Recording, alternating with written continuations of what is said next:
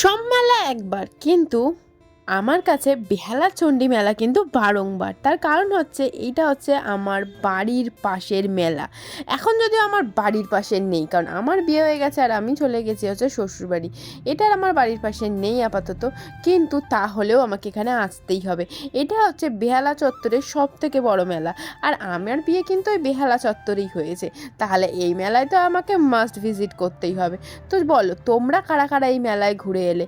আর বেহালা চত্বরের যদি তোমরা কেউ হয়ে থাকো, এই মেলায় যাওনি, এটা তো হতেই পারে না।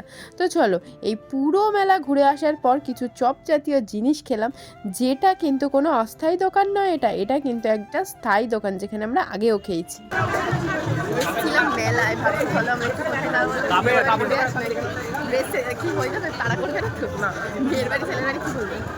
কি বলবে জিজ্ঞেস করে নাকি এখন বিয়ে বাড়িতে ঢুকতে গেলাম তুমি এরকম ঢুকে যাবো না?